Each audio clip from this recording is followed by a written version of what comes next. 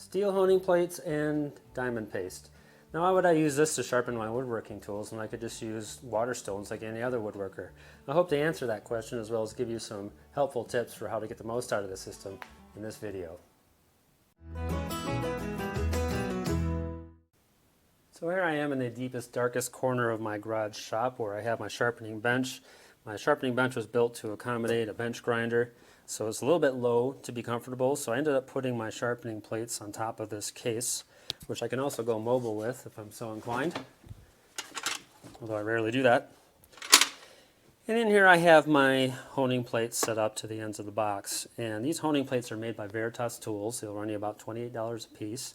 They are dual-sided, so you can get started for a minimal budget, and the diamond paste that I use for the most part is these two grits, 14 micron and 0.5 micron, and these tubes will run you about $8 a tube.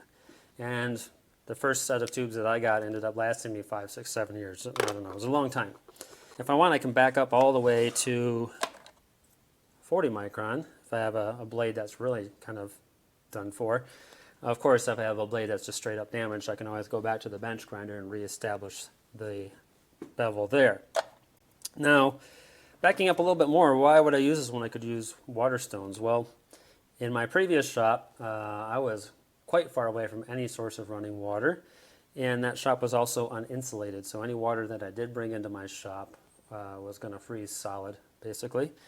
And so water stones were out for me. So I ended up kind of stumbling upon this system, and it works so well that now that I'm in a shop where I do have access to running water and I can kind of climate control it a little bit, I continue to use this system because if it ain't broken, I'm not about to fix it. So I'm going to open this up and show you what I'm using for equipment. I like to use honing guides just for the sake of simplicity. And to make things even more simple, I ultimately ended up with 2 honing guides. So I'll show you how they're set up. I have the wide blade holder with the cambered roller most of the time. By the way, these are the Veritas MkII honing jigs. And I have the narrow blade holder with the flat roller most of the time. So I'm going to be doing my chisels on this one and plaid blades on that one.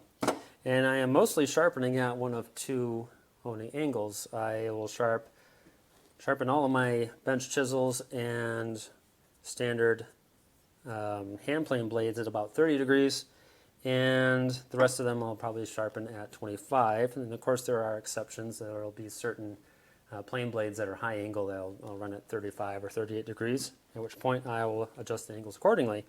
But with this setup, I don't have to think all that much. I just kind of come over here and start sharpening. So I'm going to sharpen a chisel here just so you can kind of see how this system works and give you kind of a few tips for some potential pitfalls to avoid.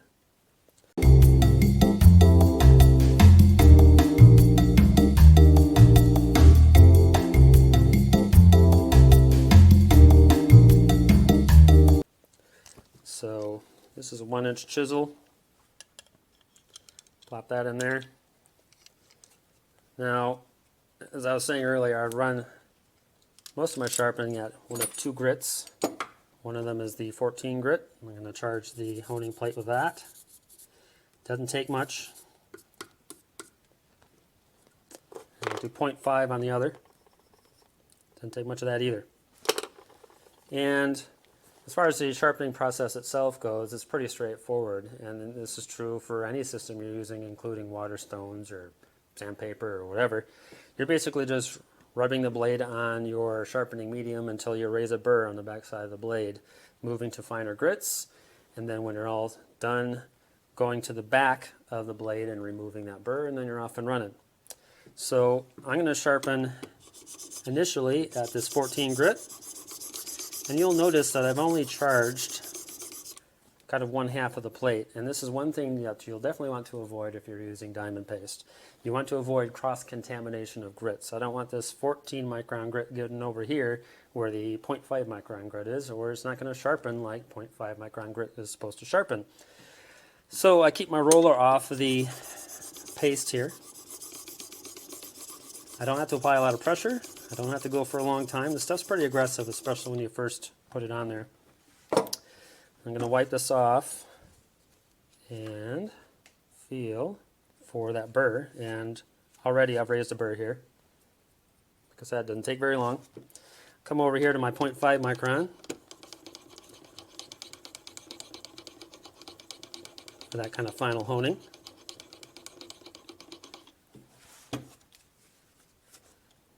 Feel that burr's a little bit smaller. I'm going to come in here and then flatten the back side of the blade. And this is one of the reasons I have my honing plates set off to the ends of the box, because then I can get here and flatten the back side of a blade that might have, you know, a big handle attached to it. Just like that. And we're done. That's quite sharp. That's all there is to it. And one thing I almost forgot to mention is that after a while you're going to get some swarf built up on your honing plates. Swarf is basically just bits of removed tool steel that remain on your sharpening medium. And once this gets kind of gummed up with that swarf, it's not going to sharpen as effectively as when you first charged it with the diamond paste.